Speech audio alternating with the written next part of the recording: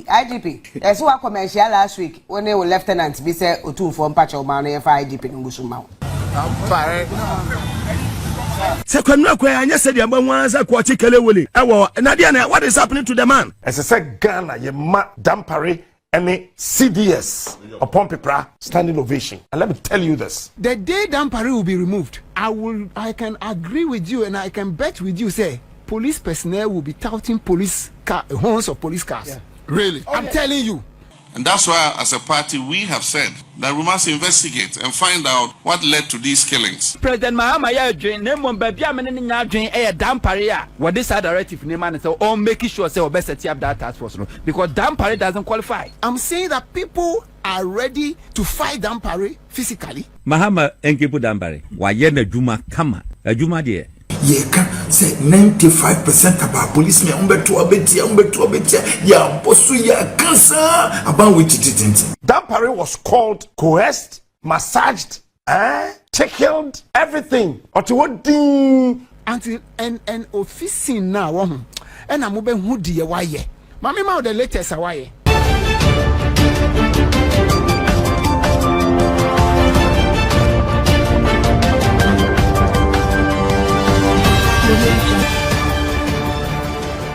If Dampare any CDS give ina come be a Sankagandi Jatum says ya because a money in Kwakwami will be a baby for the bag. I come me catch now and a ban security as I said Ghana ye Dampare any CDS upon paper standing ovation. And let me tell you this: Dampare was called, coerced, massaged, tickled, everything. The president was sitting right there, and Dampare looked in the eye of Nanado and said that, "I am sorry, Mr. President. Yeah, Dada. I cannot." Oh. Yes, ready to an account. Ready to an account. Ready to an account. Oh no. Ready to an account. That person, Mr. President. And let me tell you the people who are in that meeting. I was standing right there looking at them. The president was there. The vice president, who is the chairman of the police council, he was sitting right there. The question is, didn't one friend MPP national chairman, any general secretary, Ankwasa meeting nibi. Then the general secretary of the party, any national chairman, Ankwasa meeting nibi. And that person there be said at the end of the year. Yama emunna ho. Someone who GDS someone when they are. Yen police for by yard de ne finchirem. E ho na ma me hu se na de course so e wo ase not no e police for piloting na omo ye for the general elections. It is by election e by no e bo Dampare. So by employ strategy no e wo by election na wa hwe. Say, Ebefa said, first time in the history of this country, police can never do anything for any political party, not even the ruling party. Afenaji, president himself. And let me say this, as a Dampare on the CDS, now Marco, as a Obiaja Momaye meeting, I say, Your Excellency, two things. It's either you take this position away from me. Either some the position, Obaja so we are IGP. I don't have a problem. But pa say, meet me use me office. Influence any decision there. Forget it. Before then, IGP. IGP. As we commercial last week when they were lieutenant, be said Otumfour patcho man for IGP in Gusuma. I almost in country so munya. Unconfirmed report. Na afre be catch them here. Okay. But nipa corona men country. Now during swearing in and inauguration of President Mahama, yedini si akonyano so no IGP Dampare board juma pa nani wojina traffic mu air direct traffic. Dampare. Instructing everything. Making sure say cars ne dignitaries or more presidents or more banner or meet me nya kwan no makọ grounds no foreign president ekwa chia ono na bigina ni mu atwa cruising and making sure say wa salute o mama o mo akọ chia president Mahama no na nipa bi so kire say debi da IGP enye sa especially traffic akọ direct here no enti sa akra say oyesa Forum for Development and Accountable Governance for FDAG IG for kyerɛ sɛ shameful sɛ IGP bɛhyɛ n'ataadeɛ na wɔgyina traffic mu a direct ankɔ yie koraa na no na Mugabe so kyerɛ sɛ ɔpɛ sɛ maintain no nti na wɔyɛ saa nhwehwɛ ni mu no na me bi sɛ o ɛno adeɛ na Dampare yi IGP we pa wakyɛ wɔ office o wɔsɛ man bɔ ne bɔngara te da ɛnim guasie bɛ ni sɛ kwanu akwa anya sɛ deɛ ba nwa sɛ kɔ kelewele ɛwɔ na deɛ na what is happening to the man sɛ ceremonial dress ɛde kɔgyina traffic mu sɛ wo direct traffic wa ɔman no bambɔ posifoɔ ɛnyina adwuma de ɔmo die no yɛ ɔbɛkɔ grand so a make sure sɛ bibia de da na kwa mu no wogyina kwa mu direct traffic o pay attention too much Dampare performance and unnecessary attention too much. Stop that. Who's a Burkina Faso president ya wa president from ya Rwanda Paul Kagame ha ya wa yetina bujina ya panifoni nyina kwa ganso make sure say ubama security na ho no ya wo sa IGP abedu ha no wujina baabi e na wo direct traffic. What a shame. It will be supposed to no wujini nyina ye Dampare be supposed to no wujini nyina ye traffic and so amount for direct traffic no and so akwaje ya kan ho haba nipa be na ya wo guya ni ma too much. We are in power. Yet man, we are in power. We are not in opposition, and we will not allow it. Period. Finish. And yet traffic Even though this election passed on peacefully, we must recognize that a few of our citizens lost their lives. My understanding is almost 5 of our citizens were killed in the process of the election. This is not the first time. In 2020, we know that 8 of our citizens were killed. If these continue and justice is not served, then what it does is it breeds impunity. And that's why, as a party, we have said that we must investigate and find out what led to these killings, so that we can take action so that they don't happen again. So I've asked my secretary, executive secretary, to write to the IGP to give us a report on the status of investigations into these killings.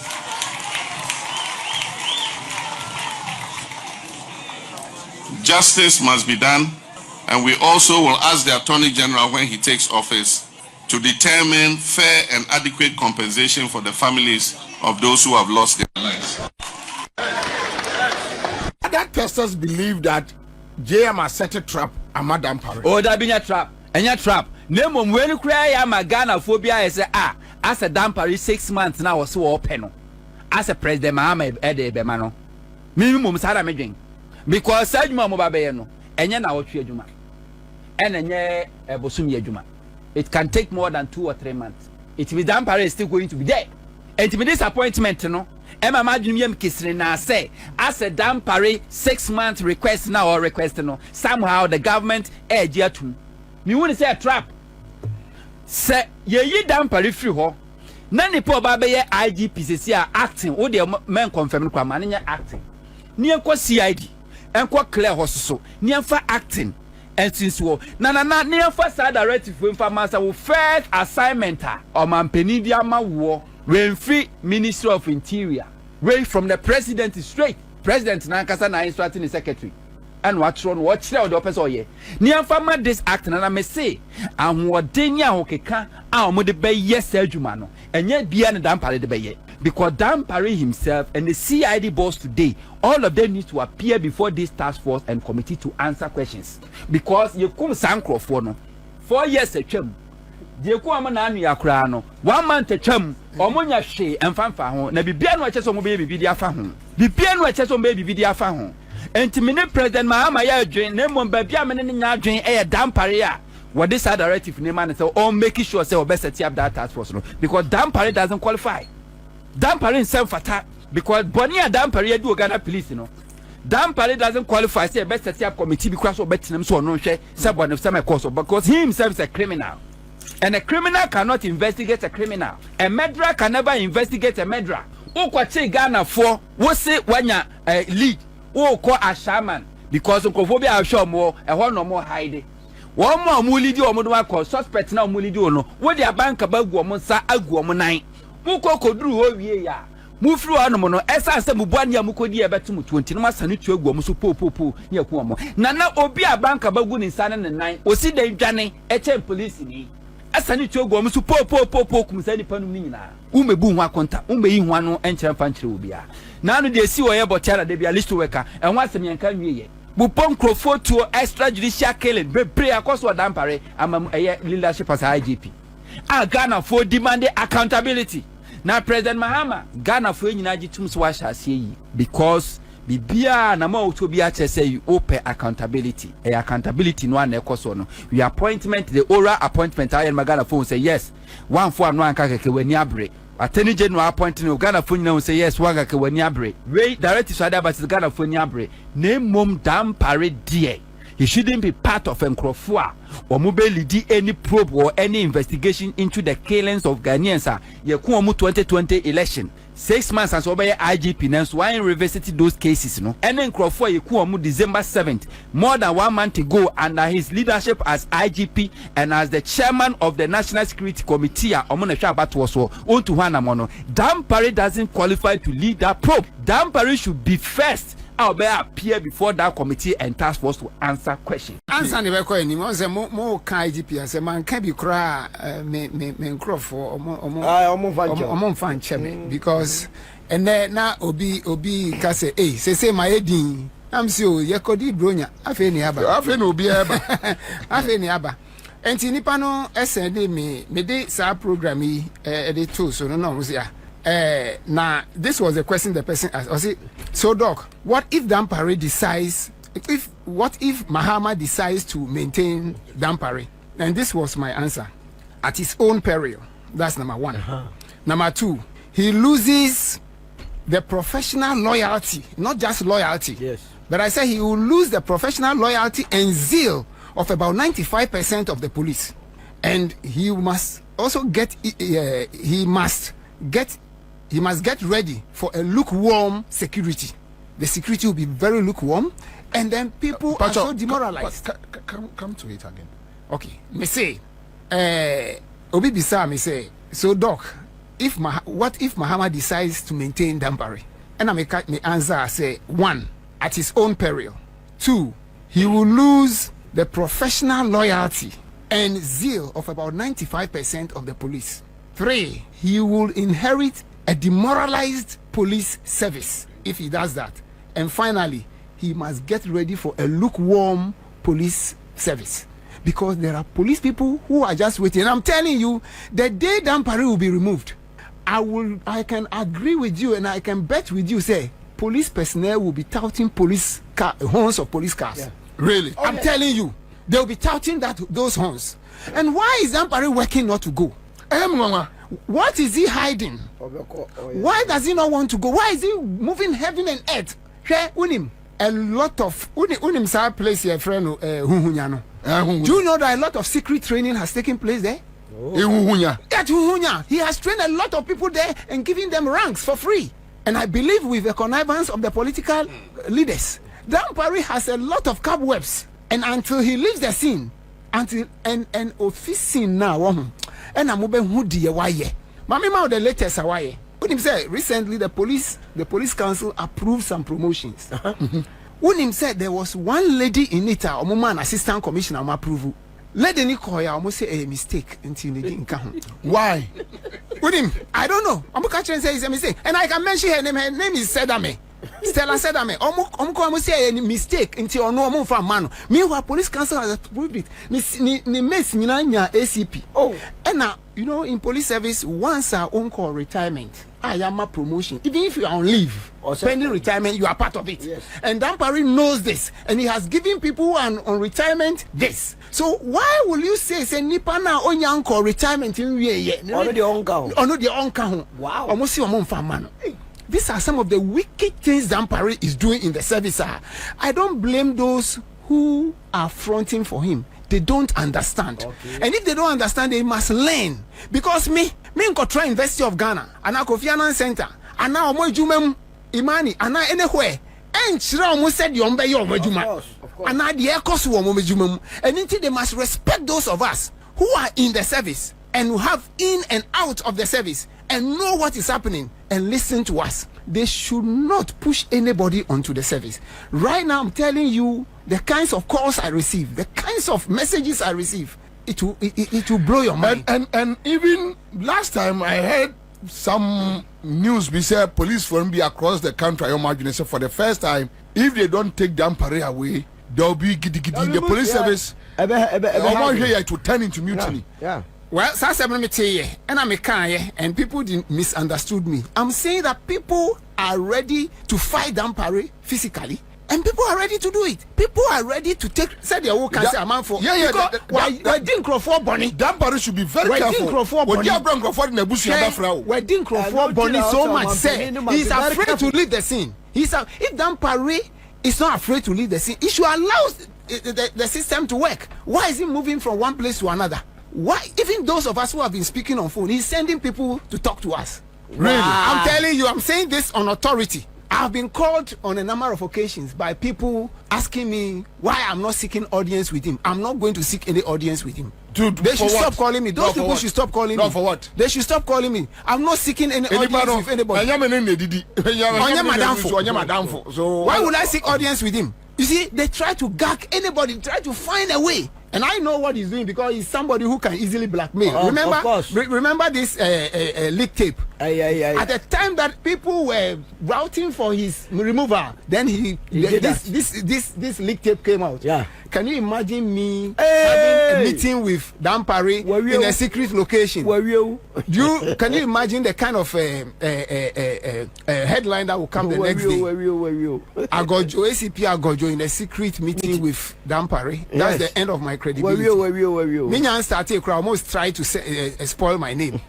Someone can say, yes, you met Dampare to apologize. Yes, apologize to receive money from him. They should forget me. I'm a very principled person. Once I decide that this is what I'm doing, this is what I'm doing. We at the end of the day, it's up to the president elect, or be a president to do what he is expected to do. It's up to him. But we will always advise, of course, especially those of us who have been in the system and know exactly what is happening. The number of calls and messages say link really? Link, I'm telling you that once you send a flyer and I put it out there, the kinds of people want to listen to this. Police personnel are more station or look, calling many anonymous calling. Sir, election NDC did well. We know. Ghanaians did well. We know. But police lower ranks, I'm telling you, work for Ghana. I'm telling you. They decided to work for Ghana. And they decided to work for Ghana. You know that Dampare kwase on a year. But now on my commander na enko. Obia who names is Dampare saying he's not aware of the military people who were sent to all the constituencies. Oh yeah, why? Dampare knew of it. He cannot tell me he didn't know of it. He knew of it, and when they were patrolling the streets, did he not hear it? I say that he created a gap for them to act. Operate. Because at the end of the day, there must be police patrols. But because they were not patrols, the military were doing the patrols. So he created gaps. Oh, sorry, I will say, 5,400 blueprint. Why is that blueprint? Where is that blueprint? The man has failed, and at the end of the day, we'll get to know about it. ACP Agojo, experienced officer in the service, will mount insider information. What must say? Now, what's a we are journalists, we are your friend say, civil society organization. We are party executive. No, outside a woman organize a beer. What sort of nonsense? And that means come to say, one only police. We are doing the grammar so called what to be a problem. Now, was it who now love the cry? Bonia akwa we dia odwane.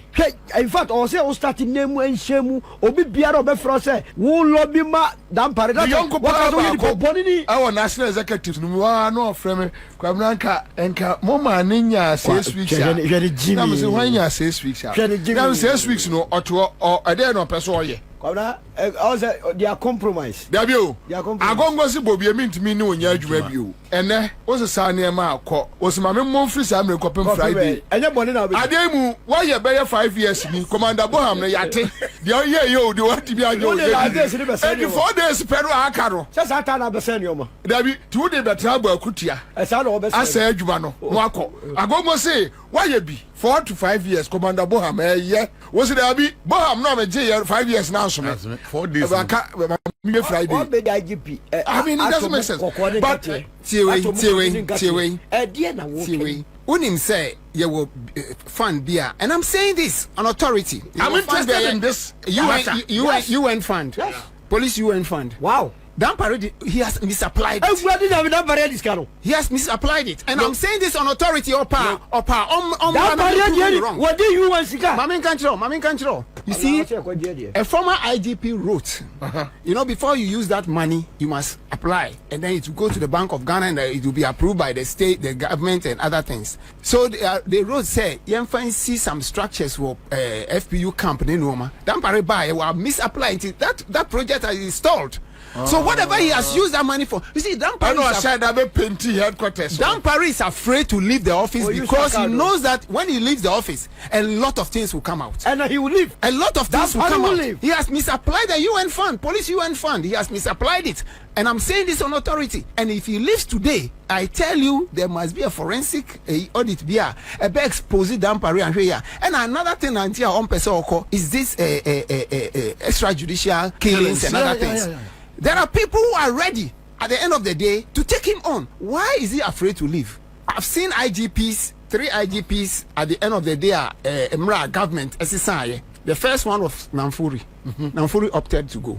Yeah. And he was not 60 years, he opted to go. Until Mobia Mekantre say, Dampare in the 60 until Timinko. One a catcher, ye was Quesia Champon, Emra or Luzu, he was 57 or there about 58. And also opted to go. At the end of the day, he knew he could not stand it until he left. Then another one, Madam Robertson. Yes. She also left. Yeah. And Timo Bian first argument, must say, only 60 years. Only 60, we have the precedent. He must leave for others to come, and there are better people in the service who can do the work and do it more transparently. Now, Omoabe, as president, when I hear the commander-in-chief of Ghana Armed Forces, vice president is the chairman of police council. Lidina se samohwe na mo reform ho no nyina. Police ho no. Bebia. Eso mo reform na Moses Mahama enkepu Dampare. Then is something direct trafficking. It doesn't matter. Enra no a change of administration. Ya kwa kogina ho no ye symbol ya ja kofra na free akofo adwuntem e de aye. Wa ye na dwuma kama. Adwuma de obi antimi ngase wa anya adwuma. Wa ye adwuma. But Mahama should make sure say wanyani IGP. What making sure so wanyani IGP? Dampare was appointed by Otumfour. Otumfour in adwuma to ho okọ.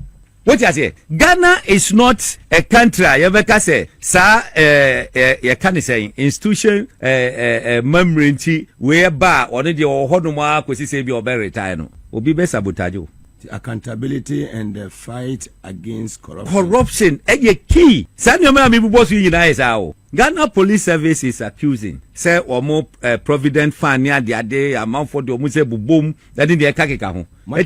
I said omuhwe. That's right. No mo ye sa reforms nyina. Then you met me then. Ekoyi. Look, would you see here new IGP? Why not? If you trust him, you trust him at your own peril. But if any funny trust him, no say it should be there. It's up to them. Send your woman MMDC is entrance. Sanu bia man entrance. Ubianfana jumantu. Ghana Police Service or Mudoso. Anya she or Mubru 10,000. Anya she your commissioners of police. Bebre. Competent. Emo honum. Bebre ewo honum. Now the madiwa kwa engrofo say omuhu say a basse power sesa and this betima fa tete yonu as IGP and to more transit no more plan here strategize here say you making sure say madam IGP I don't know mo fa they say or ye card say deputy IGP in charge of operations azan or mo no just to make sure say you be can say so they tell no say oh yampini the kokko there let say you painting say this is the man. Oh yeah, Juma, yeah, Cassie say, ndc ni yampene woyɛ ndc ni yampene. Getting to the last point yenye bibi the family na say ano mo yes ade no tete yo no wo mu planning about him, and this is the man, the whole Ghana police service obi ani ho wo informant echen tete yo no obi ani Ghana police service I was see wo no wo informants esin tete yo no wo ye DCOP wo be ko ni fie weekend ghetto boys wo kuma poncha ya ponchen gragra na ma for we ye kan say black label ni adesisi wonum wo dru ni fia it will shock you, and that is how we picking information etina or no as operations director no wotimi silence a robbery e wo krom ha say no yes eti modern money kokoso ya ne say ya o mo sheda planes ade no just to say o mbe yi amanfo kikana ye change na ane am robbery o mo boa and robbery be antimi nkoso in this country. No. And robbery be antimi nkoso. Whoever they pick, Anyashe national security abomodia once I say cameras abakrumba. Eti o robo no afan. There are so many people or machichi or more ma bonting. Obi o ha planning stage na no ma pick omo because of the cameras wa bonting. Obi on mo betimi awia. But say wontimi pie Greater Accra a cameras and capture. So uja waju say wo fa Central Region. Pie mu no na cameras be ye 3-4 a capture de. Eti ono ne de enya de obi betimi aye bibisa e de akọ. Was it IGP's traffic directing IGP directing Charid a shameful what me kicking na me hu ni ye the reelection of duty. The Omudia Babetu and way free a year forum for development and accountable governance signed by Nana Kojo Abam, senior research fellow. So Argentina very, very shameful. Argentina IGP Vegina is all directed traffic. Bravo Kena president. How? Now what can say over how? Paul Kigami Jinaho. So it means he say can say division of labor is not working. Who is the director general in charge of can say MTTD? Yes, over him. I don't even go to director just IGP. I mean, look, once upon a time, Anna watch LPP third vice chairman say wa used to show this there be Masawood. Okay. So I used to show this of the road. I know much the car no go see airport police station by 1 week. Ne car no akufo ado na de man. Eti omu ko meeting bi epon anajo be 1 AM. Anu approach you know say Dampare actually. Anu say na general get watching no say my friend na wonfa. Say Captain Ko Dampare no. O friend na no fa na President Ankasa friend no. What? Yes. Or pick here be around 2 AM. President friend of I. Pick here IGP, you are not sleeping. O dem ko wonu mi nkwachiri. Na chese o number bi obi che wo mu bibi me mu ade kro ni din. Enti o kwa akohwe wo say what? Who the shadow officer of Kwakwashe? Yes, a wangaza. Is that the way you are handling the police? I know, see, by the way, I didn't know what Chemika. So, I say, Masawudu. Say, what's you? Oh, hey, what's you know? He's calling you right now. What's off friend? No, Chese, I didn't know Mumugra, no, I pick it. Oh, free Alisa Drew Airport. Naji Pijana. Anajo. Anna, woman, no case in one in Semuno. Or friend, or Babesia, or Danu Kunechi. 2 AM. Obedru hodani ref is washe 90. Obedru si hono. No odim se washe 90. Ano di bedru hono. What that demo IGP afro. Say o di America oba no ho buze. Omko hwe safo na omde man. I mean, what is all this? Say police officer chi obi a. Na say ye mfre wa. Ade no yentimi nsovo.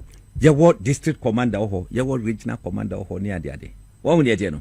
Eti as I say omohwe na nyama etimi ye can we now because of accountability. Everybody should be accountable. Onu ba ye wa ye adwuma wa ye ade owura police headquarters a ohun se transformation aba wa siesie honum je say owura ho a ohun se yes ha nanso so yes the pa be bi wa me ni nyina bandura me hu mfonyi na about na ate say de odwene pa bit say inspector general of police ye kan let us so MPP as what the mako position me ye papa mbon se ne mbabre wo kroma ye kan say 95% about policemen umbeto abetia ya bosu ya kansa about which it ene semo yakofu Dampare nyema no se yedine tena fisisi a mo kwatin semo ebisi okuma nyema waye wo police administration mo wie ya ono fet oni obi na MPP for de obi kasa MPP for jimie fi na comfort wo on sa de na Kennedy ko kansa George Mensa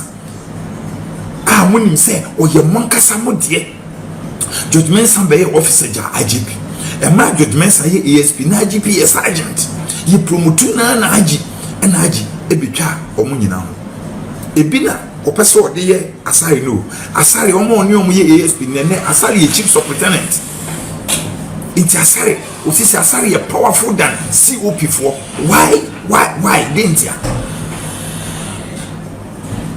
na mo ndisi for se man fa bana ma obi ne kwai dignity se ye friend say tete no hunu loyalty ko fa ye lawyer ama NDC mo de mo tran ho ne ba ne ko fo ba nko fo ye nipa bi no na ye kom ti se o de IGP be mo patete no hunu a ye de yin ti krom a ye de ni hu hwe judgment san ne IGP akọ contest e ka mo ko contest wi mo wi contest na no ina into person o chese mahama ni we ko contest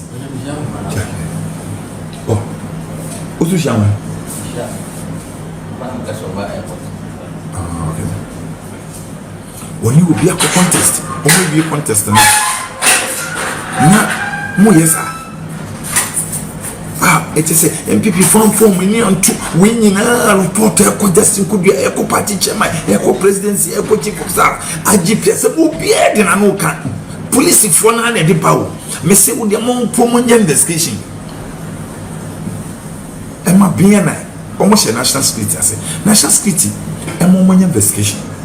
And BNI. Na BNI from far report to no investigation no report no free police for now na ye wa bonten kro mo ka kire na BNI mo ntimi anye ni ma wo nyina the same as mamtiwa ni pa di MPP hwe from ye mamtiwa ne we na mamtiwa de yen ye wo krom a social media na ye kasa itimi ko kiri a ye wo voice ye burati so be take MPP position BNDC for the man position Feta krade enugwase odigu MPP mantefo na mosa obesugu chama untumi president so e Kumasi na omotam yokonom de ma no obai wo chichi enkofo ye to abanyina da ye babeto aba na enkofo metuo mu duty na mamti wo chichi enkofo cars edisiwo na mamfo ka na hwe enkofo don cars wo gomu omododo masa trotro taxi Uber hwan tipa truck hwan buses VIP ni nyina ahifo na deba ye 100,000 cars in the year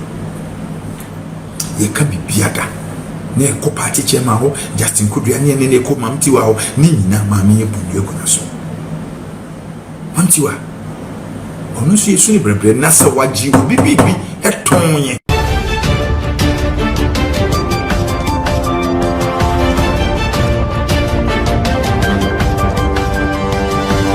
More